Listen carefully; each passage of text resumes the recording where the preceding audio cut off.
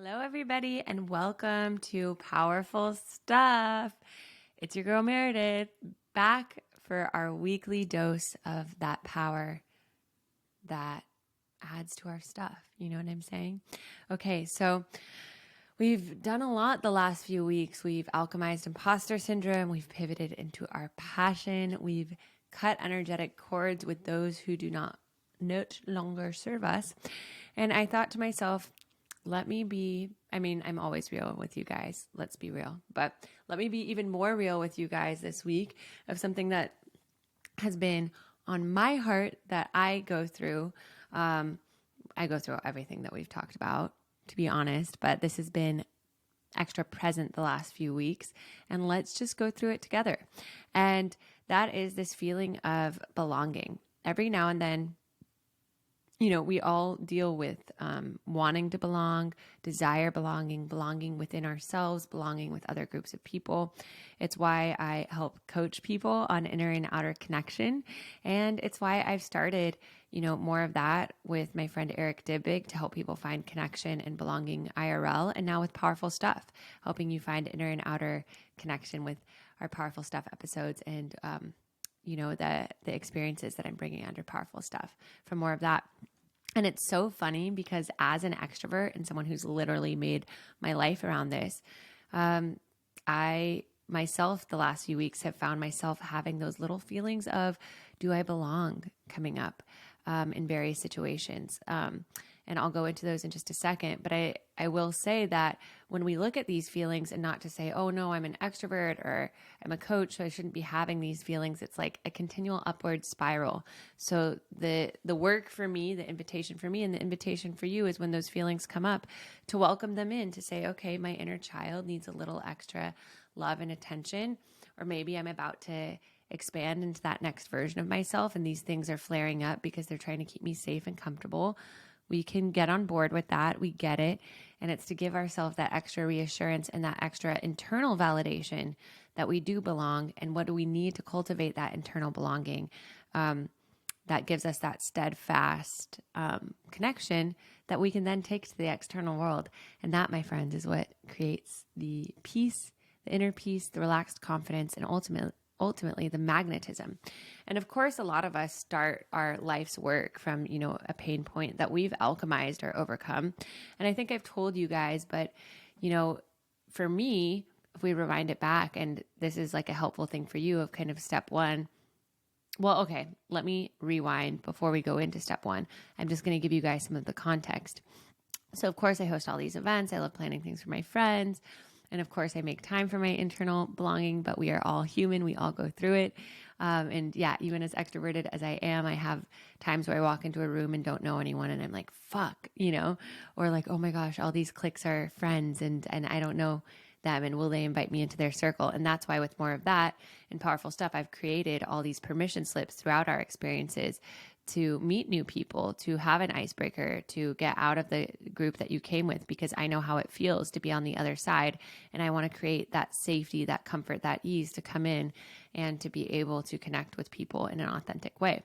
And so, yeah, a few weeks ago, I was at my friend's festival and I had good friends at the festival, but I found myself at times like eyeing other like groups of friends and being like, oh, they're all so connected, or like maybe, we've all like, some of us, or we all are still friends, like all of us who have been to the festival 4 years in a row, but we've all grown in our own beautiful and different ways. And we've developed new friendships, and it's like seeing everyone with their new friends and,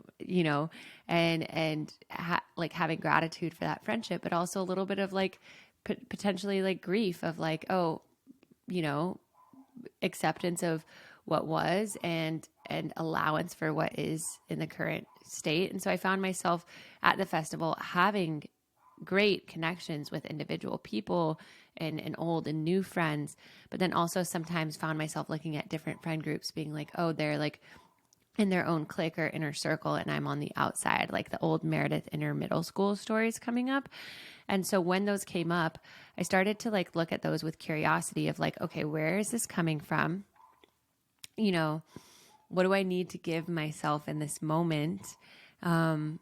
And like the old Meredith, kind of before doing my own self-development work or Hoffman work, like would have felt like, oh, I'm not enough. And I would have either kind of like isolated or tried really, really hard to force a connection with someone. That was another pattern of like wanting to feel included externally, that I like, would linger around or try to like really be in those conversations and like almost too proactive versus just kind of like being with the flow of like, what do I need? And then like connecting or talking to those people as it feels aligned. So it was firstly like noticing that voice was coming up and like celebrating my awareness for having that voice, and then kind of just taking myself for a solitary grounding moment, maybe meditating or closing my eyes of like, what story is coming up? What is that story telling me? What do I need? What does inner middle school Meredith need to know that I love her no matter what, whether this person talks to her or not, whether she's in this crew or not? And also like recognizing and having grace. Like I'm at a festival with a lot of different energies and like a lot of friends that I love. And like I said, like a lot of us have new friends. Some of us are, all of us are still good friends individually, but those have morphed and changed over time. And there's like a whole new group of people, and like letting and allowing that change to be beautiful. And so that was kind of the noticing there. And then I felt it, again, the last few weeks. I think it's a product of summer with all these events and experiences, being out and about, so many weddings.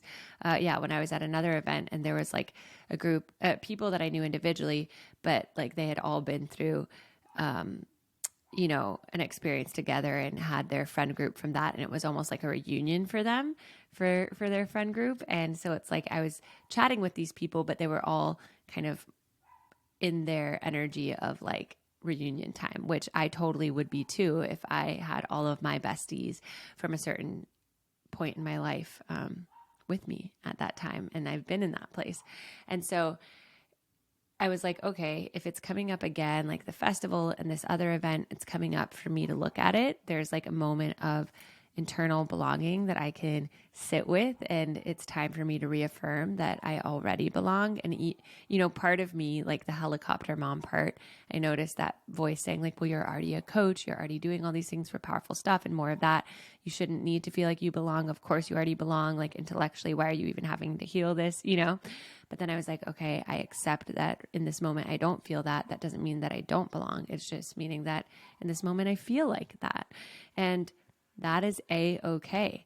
And so I noticed the helicopter mom voice too. And it's like, even though I'm a coach that coaches people on this, even though I have an experience company around this, it's okay for me to be feeling this, and let me look at it, because how wonderful that I can be my own client zero as a coach and put my money where my mouth is for my coaching and for my experience companies by truly walking the walk myself.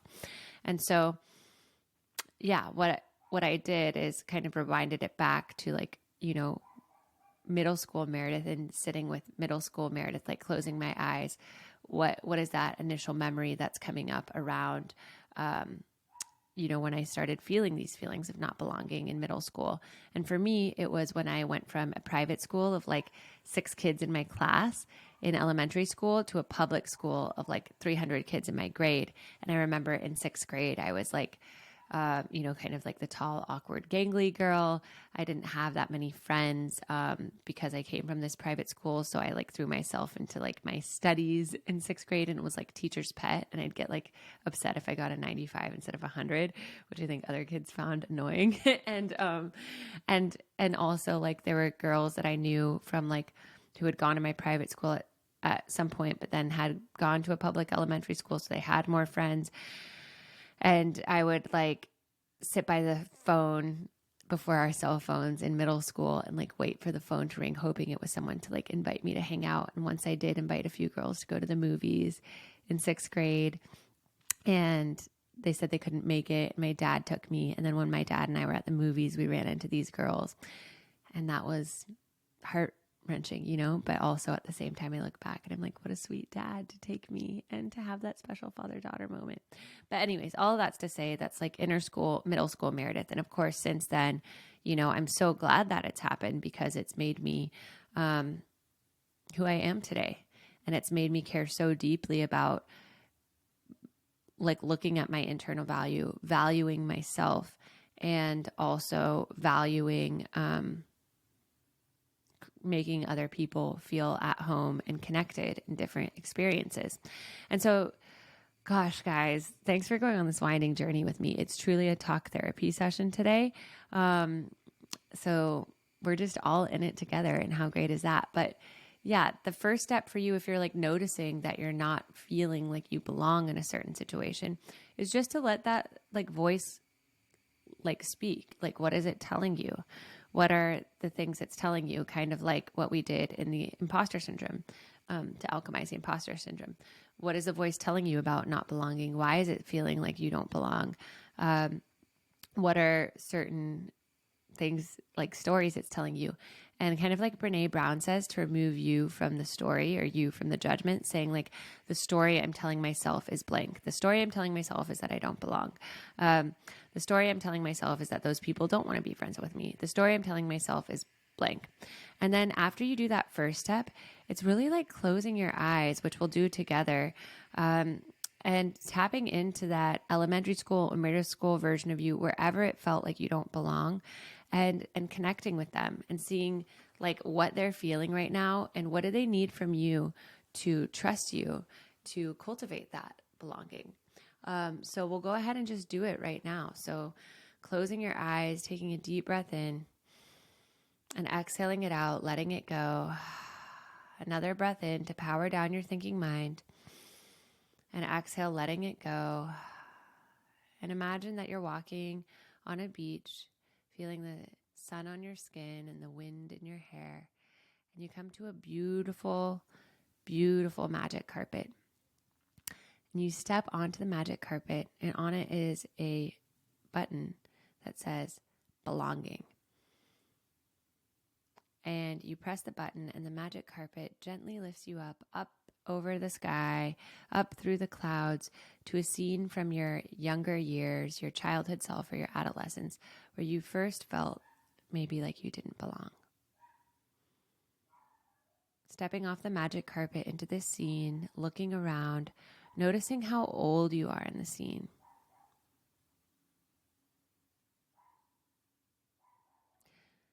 Noticing who else is in the scene.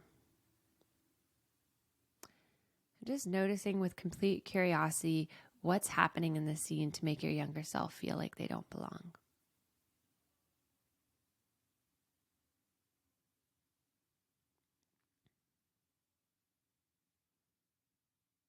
And then as you look at that, coming to your younger self and just asking them, why do they feel like they don't belong? Letting them speak. Just being a safe space for them without judgment.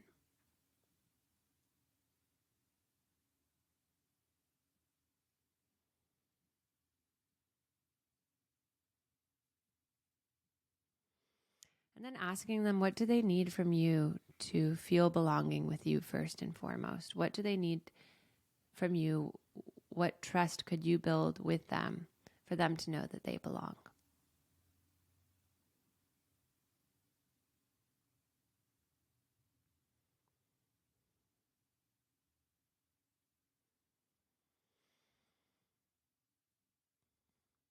Letting them know that you can do that, that you love them unconditionally, giving them a hug, feeling their heartbeat sync with yours as you both take a deep breath in, feeling that belonging, and exhale, letting it go.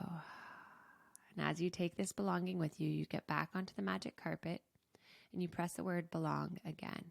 And the magic carpet once again lifts up higher through these clouds now to where the sky touches space, and you get off at the scene from present day. But this time you feel that internal belonging. You know that you've got your middle school you no matter what. And you look at the scene with compassion, with objectivity. And you start to move through the scene now with that sense of belonging. How are you showing up differently in your energy and your demeanor?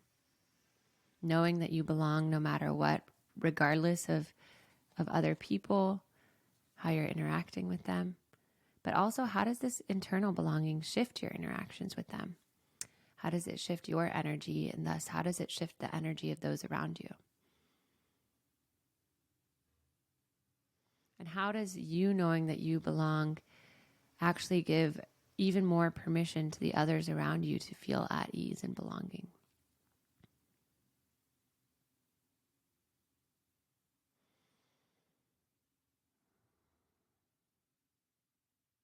And as you feel that relaxed ease, noticing how it ripples into the other areas of your life, not just this scene, but all areas, to know that you belong.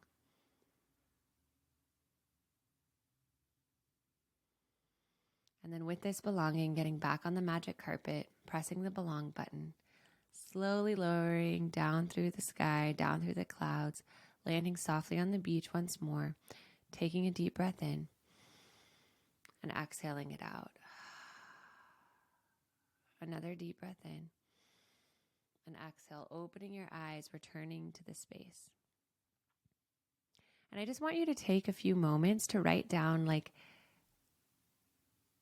a letter to your younger middle school self or your elementary school self of how you get it, how you get why they feel that way, and how they do actually belong, and how no matter what, you're not going anywhere.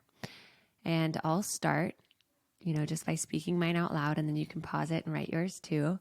Like Meredith, it totally makes sense that you would have these little moments, even if they're not true, even if other people do actually want you there, you do have a lot of friends. It's okay that you're feeling this way and that these moments come up because, you did have those moments in middle school where those girls didn't know better. They were also all just trying to fit in, but you felt, alone in middle school, and it was scary. It was scary going from an elementary school to a middle school that big, and for putting yourself out there and desiring friendship and connection.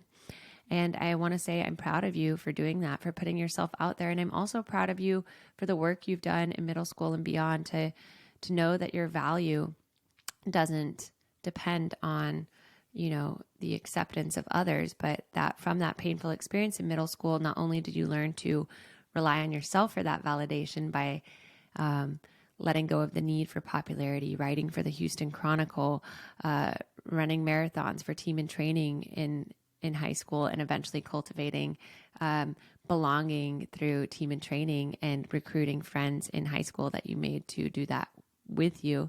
But it's also, become a core part of your mission in this world. And so I'm proud of you for going through it. I feel like you had to go through it to get to where you are today, to cultivate belonging and permission for yourself and spaces that give that to others. And the fact that you're still getting to go through it at these festivals or at these events is a sign of your humanity and your humility, and a reminder too to treat everyone with equanimity, not just the groups that you want to be a part of or that you deem popular, but to bring that that same presence or excitement you would have to connect with them with any other person at the festival or any other person at the event, which includes yourself in the moments alone. And so I think this is a really powerful reminder for you to know that your belonging is found from within, and that having those middle school desires are a reminder to continue to keep that conversation with your inner self alive. Okay, guys, that was my note to myself. So go ahead and pause the recording and do it for yourself. Wow. Hopefully that felt so healing for you. And what you do after this, so we've kind of looked at what the belonging, those old stories have said to us. Then we've written our middle school self that letter. And then I want you to write, how does the you who belong show up? How do you show up for yourself, and how do you show up for others? And you can write about it in the context of this specific situation, and then zoom it out to include other areas of your situation. And again, I'll start. So the Meredith who knows she belongs takes time for herself, even in festivals or large group weekends, to connect to herself, to hear what she has to say, because she knows that that is the most important relationship of her life. The Meredith who knows she belongs is excited to connect with different people, and knows that she can enter a conversation and be curious and be listening and add value and add presence and she doesn't need to be. If a situation doesn't feel good or a conversation doesn't feel open, that the Meredith who knows she belongs trusts in her value to just redirect that simply, to not put a story behind it, to know that's a them thing, and to turn to someone else who is excited for that connection. The Meredith who knows she belongs indiscriminately connects with people, meaning that she doesn't put extra emphasis on certain groups or people, but she's excited to learn everyone's stories. The Meredith who knows she belongs is magnetic because she is deeply present with herself and with others. And the Meredith who knows she belongs views each conversation as a co-creation, as an unfolding. She doesn't need to prove. She doesn't need to prove her accolades. She doesn't need to suck up to someone who's done something cool or something that she's admired, because she also knows she has value to bring to that present conversation and is excited to see what unfolds when both parties are fully present. And so now that I've tapped into that energy of who that Meredith is, who's cultivated belonging, I want you guys to do the same. Who is that version of you who knows that they belong? What are you doing for yourself, and what are you doing for others? And really tap into that feeling. Who is that version of you who knows they belong? I need to write a song called We Belong or You Belong. I think I have. It's in one of my journals, but guys, watch this space, because that's going to be a new single, because we all need to hear I belong, you belong, we belong, and we all need to hear I am enough, you are enough, we are enough. Okay, now that you've done that, the last little thing, which you know I love to end with a good action item, is ending with a good action item for yourself. What's one thing you can do to cultivate inner belonging this week? Whether it's a self-care date, a bath, a journaling session, kind of going on a walk where you talk to yourself and get all your thoughts out. And by the way, that action item could already be just going through the action items that we did together today. You just carving out this time for yourself is really powerful, because you're already showing yourself that you belong. And what is that one thing you can do to cultivate belonging with others this week? Is it asking the barista at your favorite cafe a question, smiling to someone on the street? Is it including someone who just moved to this city to join a group outing of yours? What is something that you can do to cultivate outer belonging this week as well? Because we strengthen the inner when we strengthen the outer.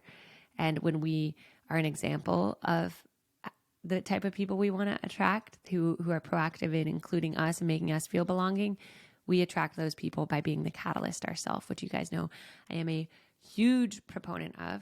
So one thing I'm going to do to cultivate inner belonging this week, guys, is I am going to do a little solo hike in Jackson Hole this week. I'm going to Jackson Hole for a friend's wedding, and I'm going to do a little solo hike where I kind of think about the state of my relationship with myself, and kind of also on that hike remind myself of all the ways that I have cultivated belonging for myself, that I've already been doing it and that I'll continue to do it. And the outer connection that I'm doing this week is I created a 4th of July party for tomorrow, and just have been inviting a lot of friends and new friends, people to come through and to feel like love and connection and community on that day. Because last week I was like, no one's doing anything for the 4th of July. And I didn't want to be in a position where I'm like waiting for invites and stuff. So I'm like, I'm going to create the invite. I'm going to create the party, and I'll have people come to me and have them feel excited that they were hopefully excited that they were invited to something and that they have plans on the 4th. So those are my inner and outer. Let me know, email me, DM me what your inner and outer belonging questions are. And I just want to say, like, it's an ongoing journey, and it's kind of like, cultivating any relationship or helping any plant grow. It's not like letting ourselves know one time that we belong. It's that constant reminder, like I was saying with middle school Meredith, or even though I've done the Hoffman process and plant medicine ceremonies and have my own coach, it's like constant maintenance to show that we do care about the relationship. We do want to invest in it, just like we would with the friendship. It's like doing that with ourselves. And, being at this festival and at that other event this summer was a reminder of that. It's a reminder, of course, I do already belong. And even though I can intellectually know that, it's just time for me to remind myself about it. It doesn't mean anything about anyone else at the festival or that they weren't welcoming. It was just that my stories were creeping up. So it was time to have that moment with myself. And I'm really proud of myself that I did both. At the festival, I took like an hour each day to journal and to meditate and to read my book and to check in with what those stories were telling me, so I didn't let them control me. And I think that that helped break whatever past cycles of then just like being present, showing up, allowing what is, and being grateful for who is, being grateful for the conversations I did have, the people that were around me, the new friends that were around me, and helped me really return to gratitude when I stopped focusing on who wasn't or who I wasn't connecting with, and more like, oh my gosh, I now have friends at this festival that I've wanted to be friends with, and here we are as friends. I have friends that I've been friends with for 4 years, and it's deepening in new ways. And all of the stuff that I kind of told you at the beginning of the episode of like, the shifts, it's like I was starting to see like all of the positive spin-offs of that and all the ways that like things actually were happening for me, and all of the beautiful connections that were all around me, and focusing on those and letting myself magnetize or trust who I meant to connect with, I will. And that is my hope for you guys, that as these voices come up, to know that nothing's wrong. You are not broken. You are not unhealed. It's just maintenance in your relationship. It's just time for like your inner child needing some reassurance, needing some extra TLC, needing some extra love. And as our parents of our inner child, we are here for it. We love them unconditionally, and we are happy to remind them whenever they might need, and that we get to be invited to continue to be the catalyst for belonging in the lives of others. How cool is that? So I hope this was powerful for you. I was going to say what I always say, as powerful for you as it was for me. Thanks for going on this journey with me. You belong, and I belong, and we belong. And thank you for showing up for yourself in this episode today by being here, by listening to it. And I'm excited to see how that unfolds as we move forward into the rest of the week, the month, the year, with that inner unshakable sense of that deep internal connection, which then is such a gift to the people in our lives. Having that internal connection allows us to even more deeply connect with them. And how powerful is that? Wow. I will see you guys next week for more powerful stuff.